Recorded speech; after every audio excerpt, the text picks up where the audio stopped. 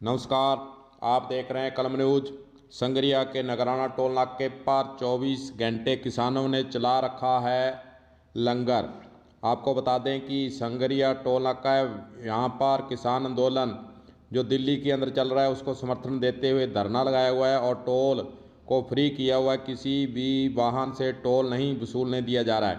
और वहीं दूसरी ओर आने जाने वालों को यहाँ पर लंगर भी खिलाया जाता है। जय सबसे बड़ी यहाँ व्यवस्था कर रखी है। आसपास के गांवों ने मिलजुल कर व्यवस्था कर रखी है और लंगर यहाँ तैयार किया जाता है और आने जाने वाले यात्रियों को भी लंगर यहाँ छिकाया जाता है। आज भी यहाँ पर जब हम कलम न्यूज़ की टीम वहाँ पहुँची तो लंगर वहाँ पर चल रहा था। आने वाले जाने वाले लोगों को वाहनों को रोककर लंगर के लिए निवेदन किया जा रहा था और लंगर यहाँ पर खाने के लिए उनको मुनहार की जा रही थी।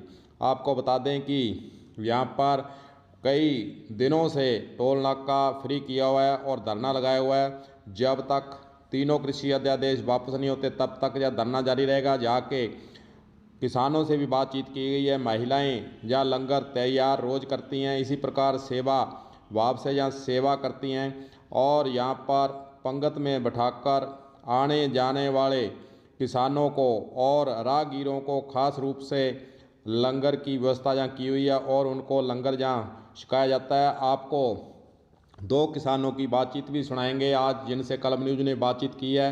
मनदीप सिंह किसान जो है मल्लड़खेड़ा का है, राजपाल सिंह सुतार मल्लड़खेड़ा के हैं। इनसे बातचीत की है। दोनों ही पार्टियों को उन्होंने दोषी माना है कि किसानों के दोनों ही पार्टियां कांग्रेस बीजेपी हित में नहीं है। नमस्कार जी।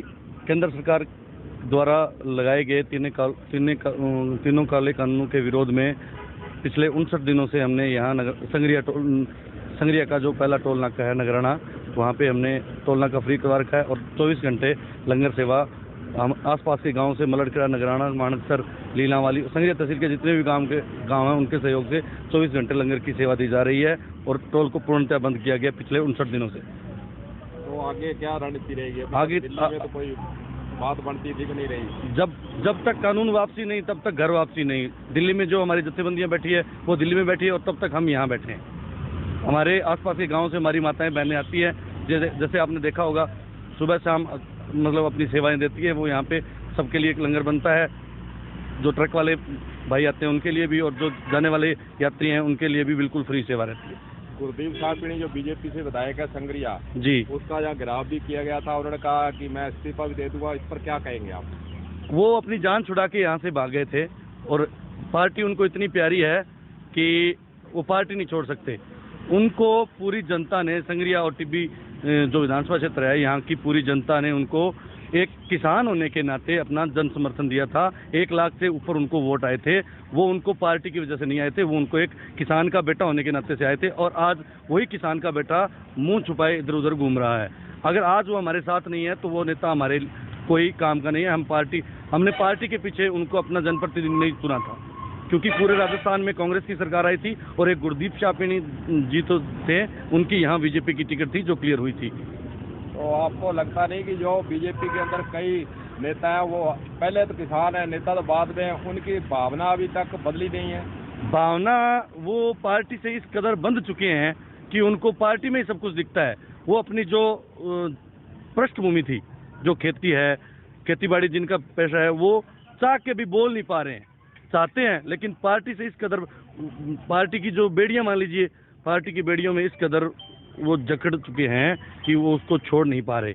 अभी फिलहाल हनुमानगढ़ जिले में राहुल गांधी की सभा भी हुई है कांग्रेस की तरफ से किसानों का साथ देने का।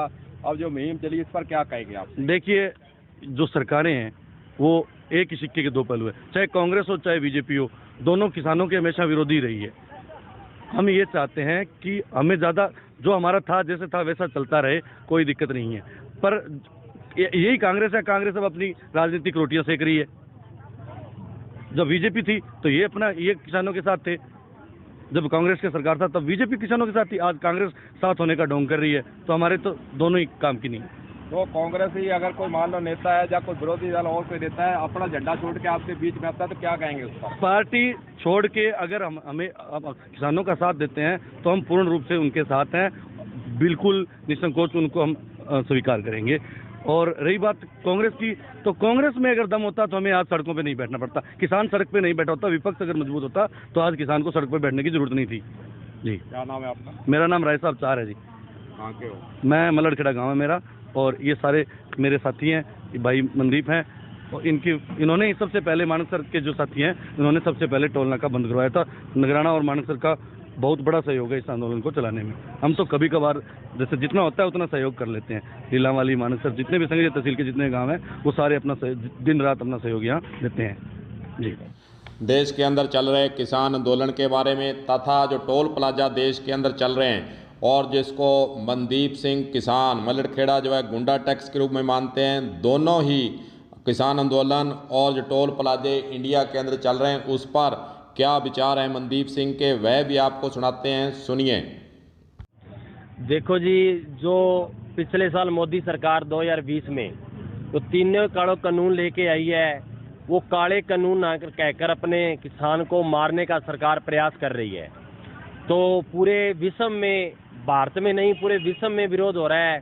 तो उसी तरह का एक विरोध दर्ज करवाने के लिए हमने 12वें महीने की 21 तारीख को राजस्थान में प्रथम टोल नाका जो बंद किया था, वो मैंने और मेरे गांव के नौजवान साथियों ने 21 तारीख दिसंबर महीने में ये टोल नाका बंद किया था। उसके बाद यहाँ डेली से टोल नाका बंद है। प्रशासन के साथ हमारी झड़प हुई। प्रशासन और सरकार और ये टोल नाका वाले चाहते थे कि राजस्थान में ये मुहिम आगे ना बढ़ पाए, लेकिन हमारे ये नौजवानों की काबिलियत कह लो और इस एरिया का सहयोग की वजह से ये टोल नाका लगातार आज 55 दिन हो गए हैं, ये टोल नाका आज तक बंद है। आपकी जो सड़क है, जो टोल लेते हैं उसके अनुसार नहीं है, दूसरा पौधे नहीं है, सुविधा ही नहीं है, इस पर क्या कहेंगे? देखो जी, ये इसकी बात करना कोई बड़ी बात नहीं है। ये तो पूरे भारत में करप्ट सिस्टम है।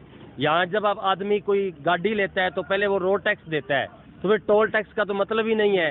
ये तो एक सरकार ने परमिट वाले गुंडों को यहाँ बिठा दिया लाइसेंस देकर, और इसका कुछ ज़्यादा औचित्य नहीं है। और ये अपने कहते हैं पूरे नियम कायदों के खिलाफ है। सरकार ने गुंडों को लाइसेंस दे दिया है और ये कभी खत्म नहीं होने वाली व्यवस्था है।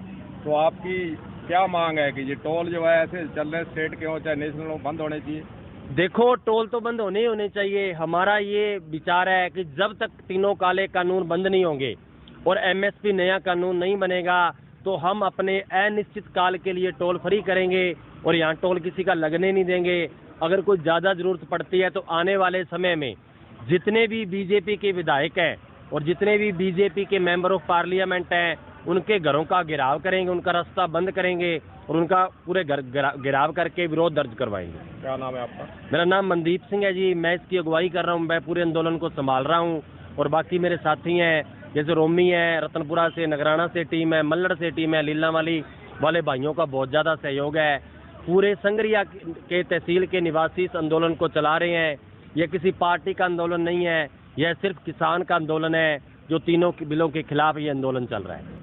सुना आपने, दोनों ही किसान नेताओं ने यह आरोप लगाया है कि चाहे बीजेपी पार्टी हो चाहे कांग्रेस पार्टी हो, वह किसानों के हित में आज तक उन्होंने सोचा ही नहीं है। और अब भी वर्तमान समय में हम विपक्ष की बात करें तो वह भी अभी तक किसान हित में खुलकर सामने नहीं आया। उनकी तरफ से जो कदम उठाने चाहिए वो अभी तक नहीं उठाए गए हैं। अब देखना होगा कि विरोधी पार्टियां किस प्रकार अपना नज़रिया बदलकर किसान आंदोलन में आगे आती हैं। कलम न्यूज़ के लिए गुरदेव सिंह सैनी की रिपोर्ट।